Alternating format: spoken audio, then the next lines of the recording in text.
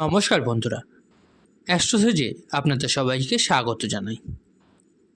প্রিয় কর্কট রাশির বন্ধুরা, এটা একটা শুভ সংবাদ যে 29শে মার্চ 2025-এ আপনার জীবনে শনির ঢাইয়া সমাপ্ত হয়ে যাবে। ঢাইয়া 2.5 বছরের হয়ে থাকে, কিন্তু এইবার আপনার জীবনে 3.5 বছরের কাছাকাছি এটা ছিল। তো এটা একটা শুভ সংবাদ আপনার জন্য যে শনির ঢাইয়া থেকে আপনি মুক্তি পাবেন। আর দ্বিতীয় হলো, এই ভিডিওতে আপনি জানতে পারবেন 8টা সঠিক ঘটনা যা 2025-এ 100% আপনার জীবনে ঘটবেই।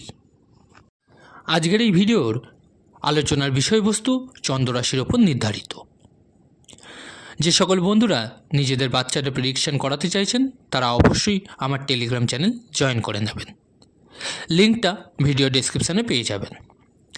আর যে সমস্ত বন্ধুরা নিজেদের রেমেডিস বা প্রতিকারের জন্য স্টোন ব্যবহার করতে চাইছেন তারা অবশ্যই এই ভিডিও ডেসক্রিপশনে আরেকটি লিঙ্ক দেওয়া থাকবে, একবার দেখে নেবেন।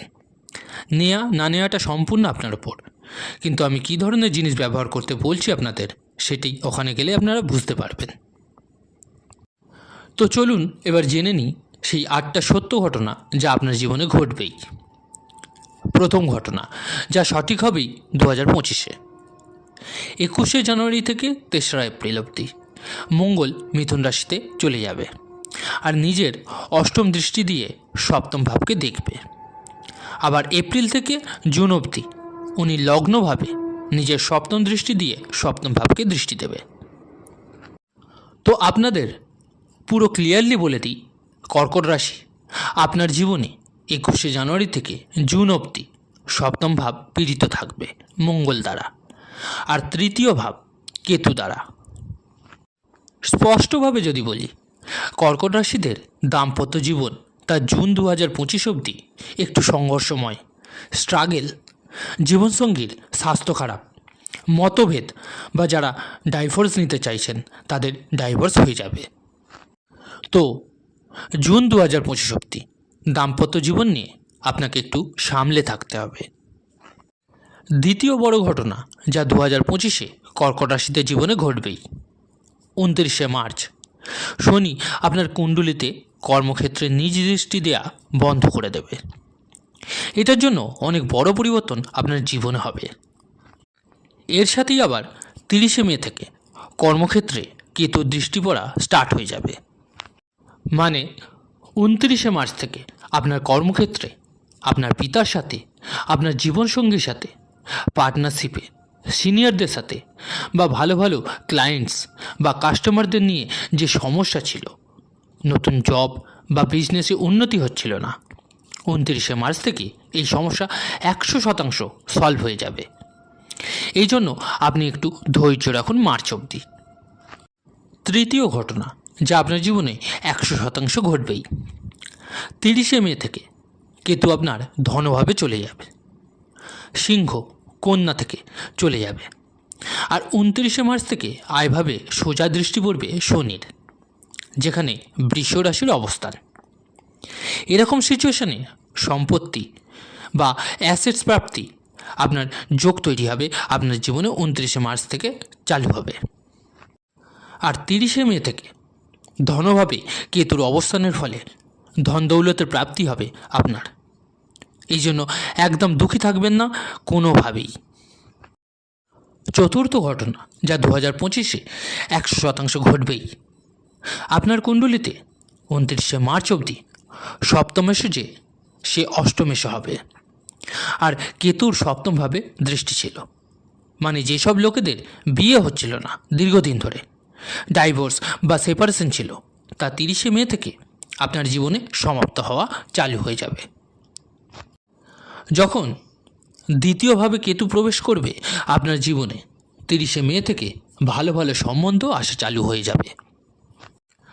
পঞ্চম গুরুত্বপূর্ণ ঘটনা যা 2025-এ ঘটবেই আপনার সাথে, 29শে মার্চ থেকে শনি আপনার বৃত্তিভাবে নিজ দৃষ্টি দেওয়া বন্ধ করে দেবে।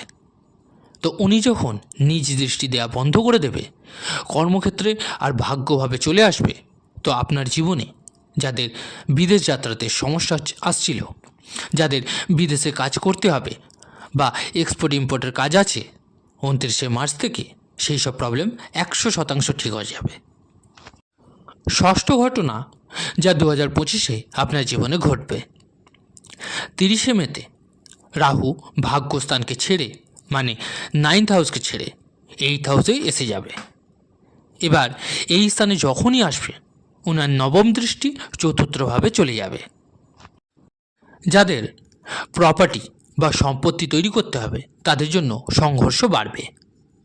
যদিও 4th মে থেকে কেতুর পঞ্চম দৃষ্টি চতুর্থভাবে থাকবে, কিন্তু আপনার জীবনে রাহুর দৃষ্টি পড়ার জন্য 30 মের পর মায়ের সাথে মতভেদ পুরো বছর হবে বা মায়ের স্বাস্থ্য খারাপ হওয়ার নিয়ে সমস্যায় আপনি থাকবেন।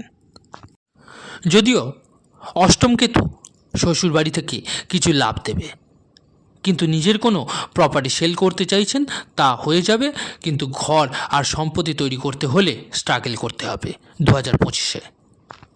তো আপনি কন্টিনিউ পরিশ্রম করে যাবেন। গ্রহ কিছুটা ডিস্টার্ব করবে, কিন্তু নিজেকে ডিস্টার্ব করবেন না। সপ্তম ঘটনা যা 2025-এ ঘটবেই আপনার সাথে। 30 মে থেকে রাহুর পঞ্চম দৃষ্টি দ্বাদশভাবে দৃষ্টি দেবে, আর 4th মে থেকে দেবগুরু বৃহস্পতি দ্বাদশভাবে চলে যাবে, যেই স্থানের উনি কারক। তো আপনার জীবনে 4th মে থেকে পুরো বছর কেস বা কোর্ট কাছারিতে বিজয়ী হবার চান্স হবে।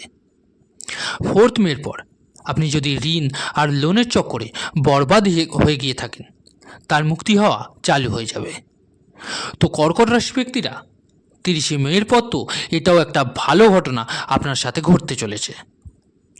অষ্টম সত্য ঘটনা যা 2025-এ 100% ঘটবেই, তা হলো 30 মেতে রাহু অষ্টম ভাবকে ছেড়ে নবম ভাবে আসবে। তো পঞ্চম ভাবে 1.5 বছর ধরে পড়া দৃষ্টির কারণে যে আপনার পড়াশোনাতে, সন্তান সুখে, সন্তান কনসিভ করাতে, জবে, ইন্টারভিউতে, রেজাল্টে যে বাধা উৎপন্ন হয়ে গেছিল, আপনার লাভ ম্যারেজ বা লাভ লাইফে একদম বরবাদ করে রেখে দিচ্ছিল, এতে খুব ভালো উন্নতির যোগ শুরু হয়ে যাবে। তাই আমি বলবো কোনোভাবেই ঘাবড়ানোর দরকার নেই। আপনার জীবনে 100% মেনে চলুন কর্কট রাশিরা। 30 মে থেকে লাভ লাইফ শুধরে যাবে, শিক্ষাতে অগ্রগতি হবে, সন্তানের উন্নতি হবে, সন্তানের সাথে মতভেদ দূর হবে, আর কোনো ইন্টারভিউ, জব বা ফরেন অ্যাডমিশনস আপনার সফল হবে। এগুলো কিন্তু সামান্য ব্যাপার নয়। কর্কট রাশিটা ভালো সময় আসন্ন আপনাদের জীবনে। এবার আসুন আপনাদের বলে রাখি কী উপায় করবেন আপনারা। হলুদ চন্দনের তিলক পুরো 2025-এ কপালে লাগিয়ে থাকুন। 29 মার্চ অবধি শিব চল্লিশার পাঠ করুন, তো দেখবেন জীবন একদমভাবে বদলে যাবে। যা আপনি ভাবেন তাই কিন্তু হতে দেখতে পারেন। তো প্রিয় কর্কট রাশির বন্ধুরা, আশা রাখবো আমার দেয়া তথ্যগুলোতে উপকৃত হয়েছেন। আজকের ভিডিওটি এখানেই সমাপ্ত করলাম। কেমন লাগলো অবশ্যই জানাতে ভুলবেন না কমেন্ট করে। যদি ভালো লেগে থাকে লাইক ও শেয়ার করবেন, আর যে সকল বন্ধুরা নতুন শুনছেন চ্যানেলটিকে সাবস্ক্রাইব করে নেবেন। ধন্যবাদ।